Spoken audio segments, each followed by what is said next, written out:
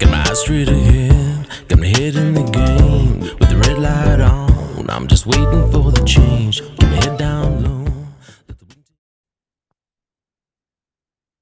Okay, I'm Jay Fallon. This is The Slippery Slope. Let's talk parenthood.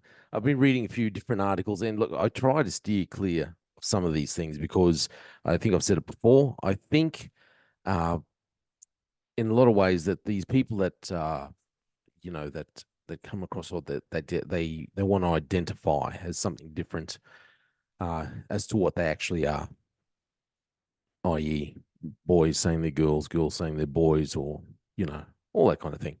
I think obviously it's obvious to me that they are suffering from some kind of a mental health issue. So, and I'm not a fan of aggravating those things, but sometimes you have to stand up and say things. I recently turned a certain age, and I remember my cousin comes up to me and says, "Congratulations, you are now considered an elder in our community, in this Indigenous community family that I live in, that I'm a part of, that I was born into, whatever." And I thought, okay, at the time, I didn't really think about that too much. I was thinking, and but I was thinking, well, for one, it's good to get to this age anyway, to actually live to this age, and maybe have the opportunity to share your thoughts, your experiences with other younger people, and say, well, hey, this is what I've learnt. Hopefully, this can be of some help to you.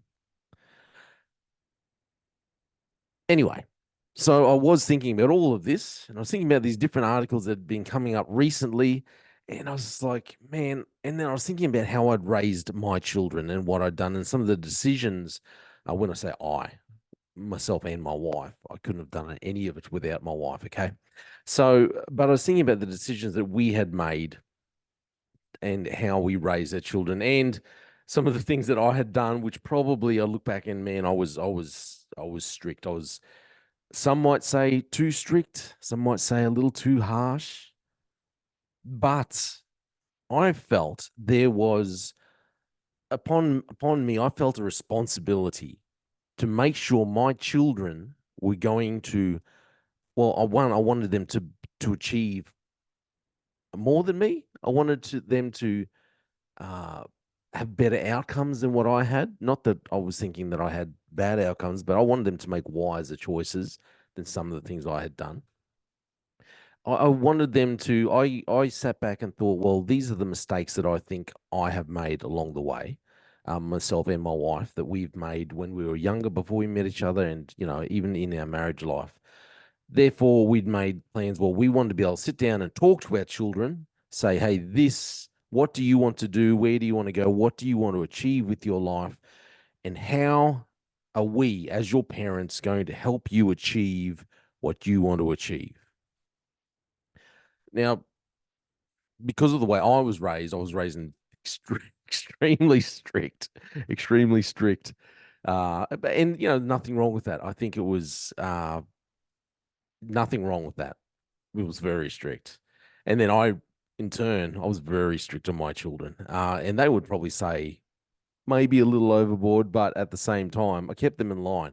One thing I never, ever wanted, when there was one part we were living up north, I was in the police, and I always thought, you know what, I don't want my boy out at night running amok on his, out there with his friends, riding around on his push bike, causing trouble, doing whatever.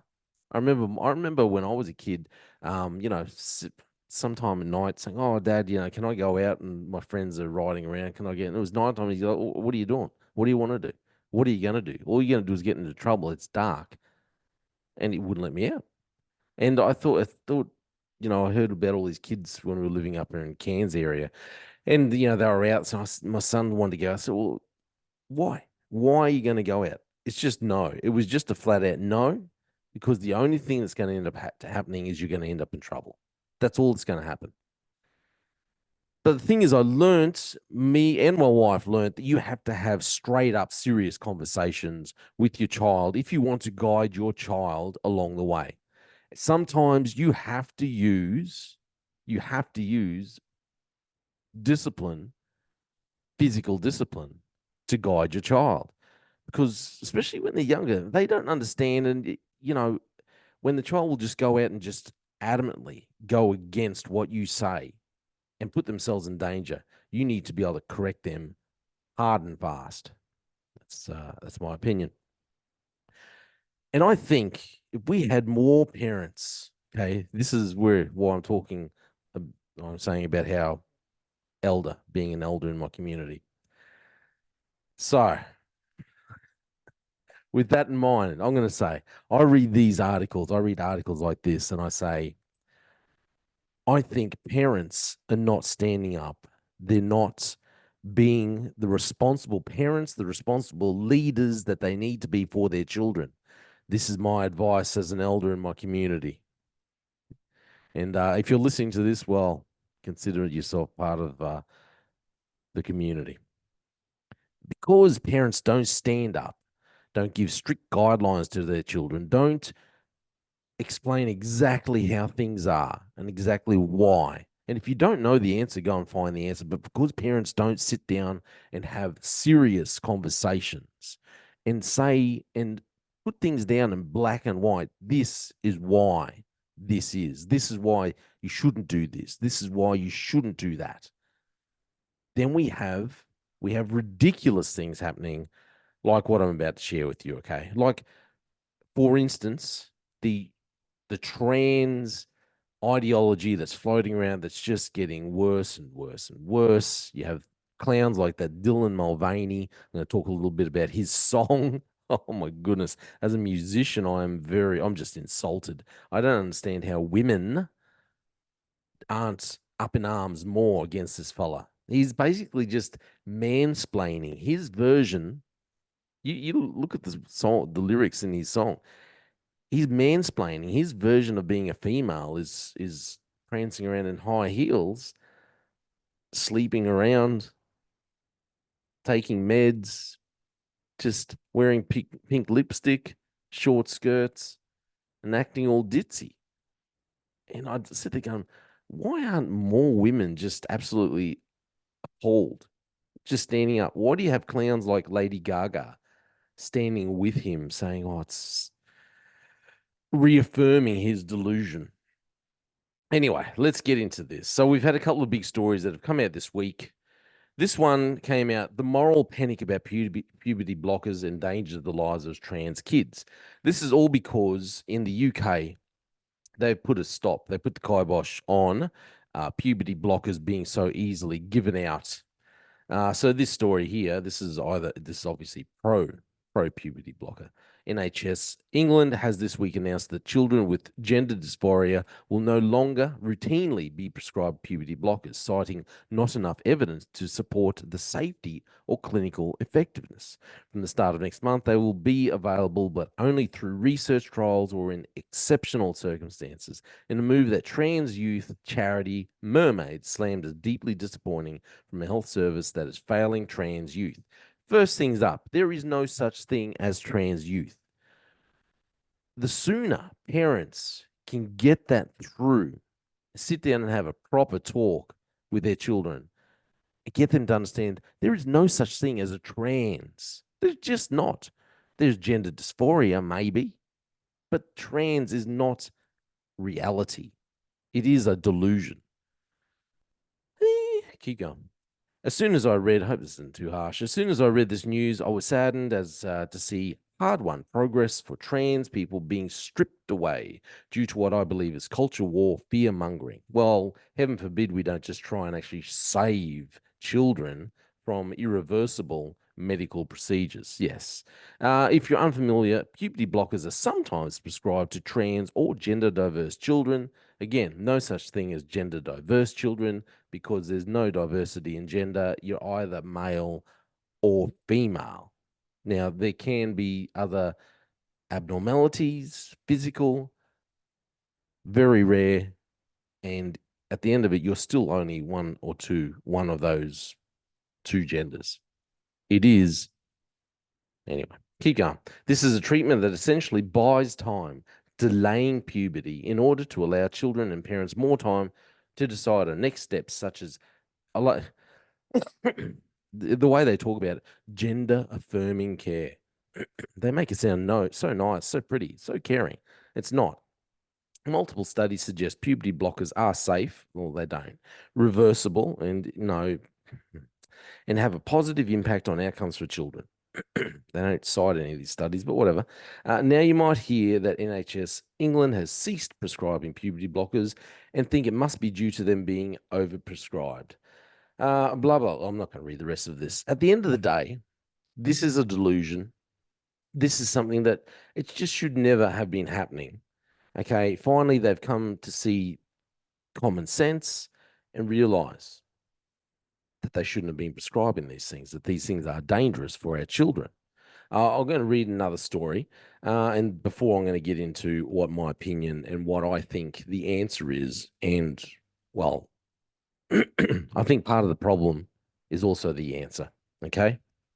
So get into this next story, this next article. And this is, I read this article and just thought, this is narcissism. Just headline, I'm abrosexual. I mean, how do you even pronounce that? Someone has made up a term. I'm abrosexual. It took me 30 years to realize because I'm dumb. There she is. Now, that is quite clearly a female, very clearly a female. When do you decide this? When did you decide this? Is this even a label? I've never heard of it. I support you, obviously, but this doesn't sound real. Just some of the words that greeted me when I came out as abrosexual to a close friend back in 2020. So when this person was, roughly 26, heading towards their late 20s, they've come out as abrosexual. Needless to say, we're not friends no more. So because this friend has questioned this person, they're no longer friends. For those of you who don't know what abrosexual sexuality is, in layperson's terms, it simply means when someone's sexual identity fluctuates and changes. I mean, are you serious right now? Your sexual identity fluctuates or changes. Keep going. I read and reread the text, the dismissiveness of their message cutting deeper each time. Here I was sharing my identity with someone I trusted, only for them to scoff at my words. Well, they're not really scoffing, they're just questioning. Sadly, this person isn't the only one who voiced their opinions on my abrosexuality, and I doubt they'll be the last. That's because it's not reality. When I was growing up, I never heard the term abrosexuality. You were either straight, gay, or lesbian. As far as 90s society was concerned, anything else was made up. That's because it is made up. Of course, we know that's far from the truth. And I'm not going to read this whole thing. It's all loaded rubbish. It's this person here just wallowing in her own narcissistic ideology. Look at me. I am a made up term. It's not real. They want everyone to be able to learn more about LGBT blah, blah, blah ideology and, take the time to go and learn every little new made up thing that comes along. At the end of it all, it says, where is it? So, see, picture, obviously female. This person basically is someone who is attracted to females. What old school terms you would have just said bisexual. She finds females attractive and males attractive. But because it fluctuates apparently in her own mind, she thinks that makes her some new term, abrosexual. So I just want to finish with this last part here, but it's still hard to hear things like, mate, you're just confused, or just say you're bisexual and be done with it. Okay, I'll say it to this person, mate, you're just confused. This is where, okay, I want to say why I've started talking about being a parent, being an elder, all these things. As a parent, as an elder in your community, as a parent, when you have young children, the responsibility comes back to you as a parent. I'm pointing to you as a parent to talk to your children and not allow them to go down these silly paths, these paths of delusion. Tell them, no, no, this is not right. This is not true. This is what you are. Your boy comes to you and says, hey, daddy, or hey, mummy, I think I'm actually a girl. You sit the child down with your partner, with your husband, wife, say, hey, this is what a boy is. Go through the facts. This is what a boy is. This is why you are a boy. Daddy is a boy. Daddy is a man. Eventually, you will grow to be a man. This is the difference between a male and a female. You are not a female. You are a man, a male. You will grow to be a man. State the facts and tell them straight. Straight. Be a flipping parent. You're not there to mollycoddle your children. You are there to guide them and make sure they are safe. Make sure they don't go down this path where they're looking for drugs because they're delusional about their sexual identity. Your child comes to you and with some made up terminology and say, well, I'm attracted to females. I'm a girl and I'm attracted to females, but I'm attracted to boys, but it kind of fluctuates and I feel this one day or the next. So I've got this made up term. You sit down with your child. My child ever come to me with that rubbish, I'll be sitting down saying, check this out. This isn't true. You're not that. This is the facts. You are. This is what you are. This is what reality is. I am not here to mollycoddle you and be your best friend. I am here to tell you the truth and put you on the right path. When my children, like I said, I get back to raising my kids. When my wife and I, we're living up north. My children are starting high school. Obviously, my son's a bit older than my daughter. And we're getting to that point now. There were a few things I thought I thought, this is where I went wrong when I was leaving school and heading out into the world. And I don't want to make these mistakes with my children. So I'm going to sit down when my children are just entering around high school age and talk and say, hey, what do you want to do? Where do you want to go? What are your goals? What do you think right now your goals are? Where do you want to go? What do you want to achieve once you finish high school? What is the career path that you are thinking of? Now, it didn't have to be set in stone, but I wanted to get an idea of what they are, what their goals were. My son, he wanted to join the military. At one point, he was thinking Air Force, he was thinking Army, but either way, he wanted to join the military. Therefore, I made it my goal when we were working out, when he was working out what classes he was taking for for year 9 and 10 and all this kind of thing. Well, we thought, well, this is your goal. You want to join the military, so you're going to have to take these classes. You can't just go into the easy classes that have nothing to do with the military. If you want to get into the military, this is what you want. This is what you have to do to reach your goal. When he came to me at the end of year 10, going into year 11, and said, hey, what do you reckon I leave school because I don't like school? It was a flat out no. It wasn't oh, let's sit down and, well, we did sit down and talk about it, but it wasn't ever, ever, ever a part of the debate that he was reasonably would be even thought of allowed to finish school because his goal was to go into the army. It was my goal to make sure he reached his goals. That was my goal as a father. So he was not going to be allowed to leave school. It just was not happening. My daughter wanted to go to university. She wanted to study things. So we had to make sure that she chose the right classes to be able to achieve her goals. When she had left school, she went to university. During her, I think her first year, she comes to me and she says, now she was living with me in Brisbane, and she says, she wanted to well, I'll go back a step actually. When she was in high school, she said, oh, I was thinking about having a gap year, doing a gap year. I said, oh, and what are you going to do? Oh, she had no real goals. She wasn't going to do anything. Just have a gap year, maybe travel, do this. Well, how are you going to spend? How are you going to, how are you going to afford to do this? Who's going to pay for this? She had no idea. I said, mate, you're not having a gap year because I'm not funding it. I'm not funding it. You can come live with me. You can do what you want, but I'm not funding it. And you're not having a gap year. You're going to university. There wasn't much of a debate because When we spoke about it, she realized she couldn't afford to do it. She had no plans. The best thing for her to do was to go to uni straight away. If she went to uni straight away, I would support her. She could come and live with me. She wouldn't have the expenses, but the heck, there was no way she was going to have a gap year. It just wasn't happening. Not unless she could come with some specific plan of how she was going to support herself and how she was still going to go to uni.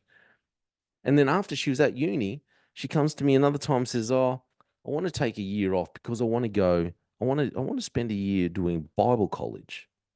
Now, some people might think, well, Jason, you go to church, why would you want your daughter to have a year off going to Bible college? I said, no, that's not happening. Again, you're living with me, you're living under my roof. It's not happening. I see how much work you actually have to do going to uni because she was really smart. And it's like, I thought you got a lot of downtime. And Bible college was only studying 1 year to get a diploma. I said, if you cannot continue getting your degree and do Bible college at the same time, there's something wrong. So what'd she do? So she wasn't happy. She was, well, this time she's 18, 19, whatever. She's considered an adult. I said, no, this ain't happening. It's just not happening. We had a straightforward conversation. And I told her straight, this is not happening. So she continues at uni. She continues living with me.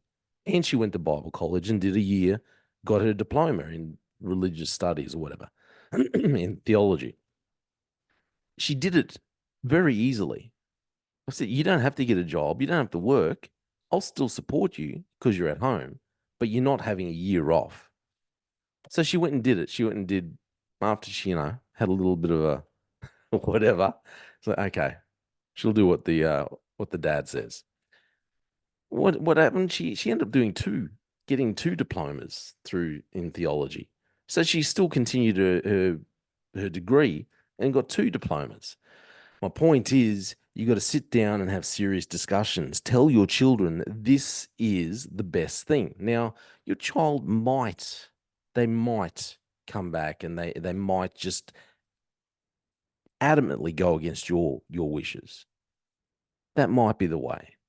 But it was never my job to be my child's best friend, mollycoddle them, say, hey, yes, I know, you poor little baby. You poor little thing. You want to have a year off. Oh, things are getting a little hard. Oh, well, you've got all these goals, but no, forget about that. We'll just mollycoddle you and make you feel good because, this is happening. No, we sit down and have some serious conversations and I tell them exactly how things are. Like I said, my goal was to make sure that they reach their goals. Now, once they reach their goals and once they've gone into adulthood, my job's done. I'm still a parent. But okay, I've gotten them as far as they can go, and then it's up to them to continue on. This is the problem. Get back to these stories that we just read. This is the problem when you've got teens or young children supposedly getting puberty blockers because you haven't had parents who sat down and spoken to their child and said, hey, you're not a boy, you're actually a girl. You know why? I can tell. Because when you came out of your mother, I could see you didn't have a penis and you didn't have testicles. Oh, and we also got genetic testing, and it comes back and says, "Oh, no, according to your chromosomes, you're a girl." Have a straight up conversation. Have it when they're young. Tell your boy, no, you're not a girl. You're a boy, and this is what a boy is. You will grow to be a man. But yet we mollycoddle them. We don't behave like parents. Behave like parents. Behave like parents. Be strict. Be firm. Have strict guidelines in place for your children.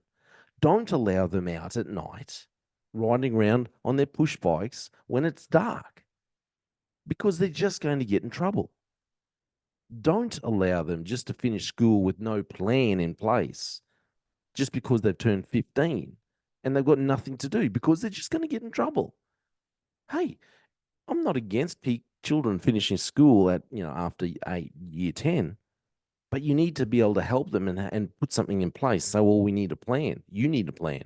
And if you've got no plan, you're staying at school, champion. You're not their best friend.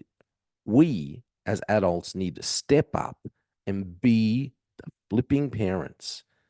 Children need guidelines. Children need discipline. Children need parents that don't need a best friend who mollycoddles them.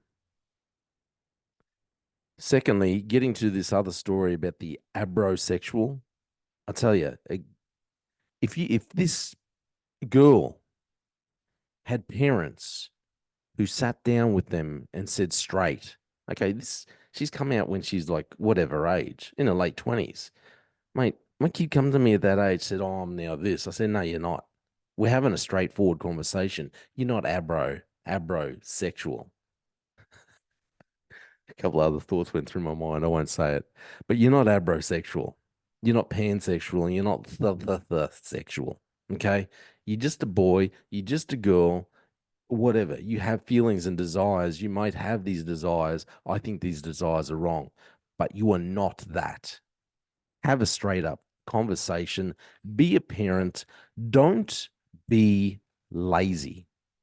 This is what I believe is one of the biggest issues. If we had parents who stood up and weren't lazy, just didn't want everyone else to do the work for them, weren't relying on the government, men that stood up to be men to help raise their children as they should, women who helped raise their children as they should, people who stayed home to raise their children, discipline the children, give their children guidelines, we wouldn't have this crap like kids on puberty blockers, like kids turning around saying they're abrosexual. We wouldn't have it if parents stood up to be parents.